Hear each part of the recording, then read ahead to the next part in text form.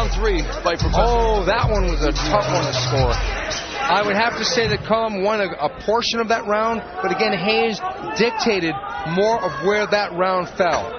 So I would have to say that was probably the closest round thus far. And this is one of the closest 3-round fights thus far, even though really unofficially right now you're giving all 3 rounds to Hayes, and I don't blame you, but it is a very close fight. Right now, I've got Hayes ahead by 3 rounds. But again, that last round, I don't expect the judges, and many times the judges have not agreed with me. But that's okay. We all make mistakes. And this is definitely uncharted territory for Wilson Hayes, and this is where certain questions will be answered about his conditioning. He seems to still have some pep in his step. Abel Cullum appears to also finally be...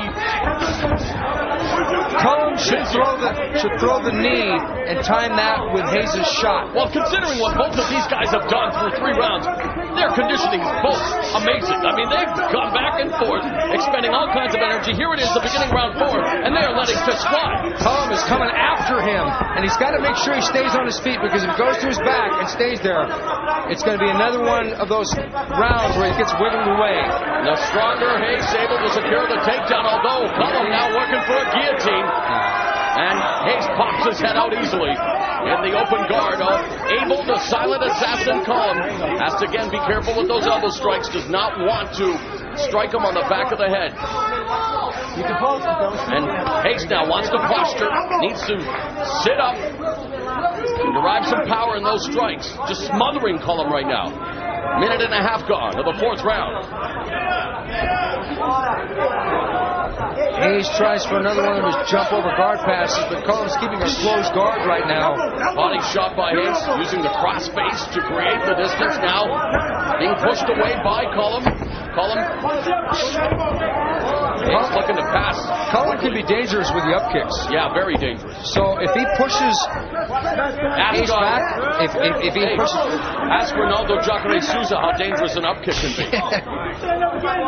Up kicks have gone pretty much unheralded until that one, but Barolo Bustamante did one to Jerry Bolander way back in Brazil, and Oleg Taktarov was a victim of Henrik Reis's up kick one time. And Stephen, obviously, as this fight progresses, nice guard pass by Hayes into side control, right into full mount now. Cullum along the fence. I was going to ask you, obviously, as we get into the later rounds of deeper water, it's going to become harder for Hayes to submit Cullum and vice versa, right? Yeah, absolutely. It will, but not impossible. Hard. The rear naked choke is one of those submissions where if you get enough sweat... Cullum looking for an armbar from the bottom. The perpetual motion. Okay, Cullum using an active guard. You're right, he's going for stuff. The rear naked choke is one of those submissions that if you get back control, it's easier to get a sweaty opponent than, let's say, an armbar or leg lock, because you can control with a figure 4 body lock or something like that.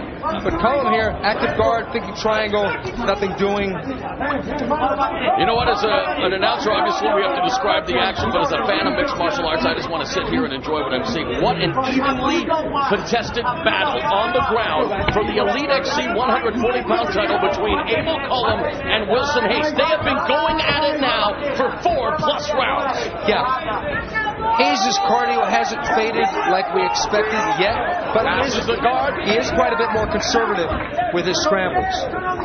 And I think he is definitely giving the respect that is deserved to Abel Cullum, as now he again wants to get the back, but look at Cullum putting that left leg up and blocking him from doing so. It's like they're both on the same wavelength there. You try some, I've got an instant counter. Cullum's got a lot of defensive mojo that he's putting into effect here against Hayes, but Hayes is constantly controlling position. Yes, he is. And is keeping Cullum on his back, or at least grounded. Final minute of the 4th round.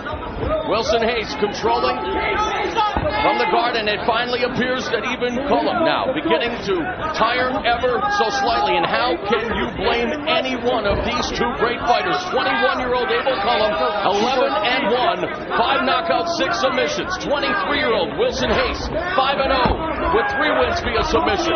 Both of them desperately wanting the EliteXC title around their waist, and now Hayes getting busier. Another great escape by Cullum. It used to be the mounted position was the unsaid, end of the story when people got mounted. But now when people get mounted, it's just a matter before they transition out of it. And you know what's frustrating for Abel Cullum is that Wilson Hayes doing just enough to win each of these rounds. It's not like either fighter is truly dominating, but Wilson Hayes doing just enough to win each round. Hayes decided, I'm probably not going to submit this guy. And we are headed to the 5th and final round. It doesn't get closer than this, but again, from the judges' criteria, Steven, when you take a look at it, effective striking, grappling, aggression, cage control, it really is Wilson Hayes taking the fight to Cullum, but unable to really, truly impose his will. It's a game, and it also has points, and it has judges. And that round was won by Wilson Hayes. He took it where he wanted it.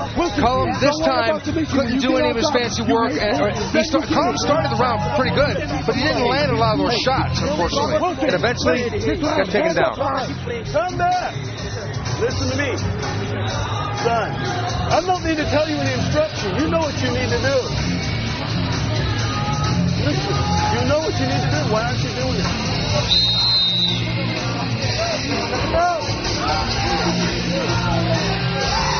You gotta really like John Cullum, the father of Abel Cullum, a realist. He says you know what you have to do. The sound of his voice as we see the silent assassin Abel Cullum, perhaps one round away.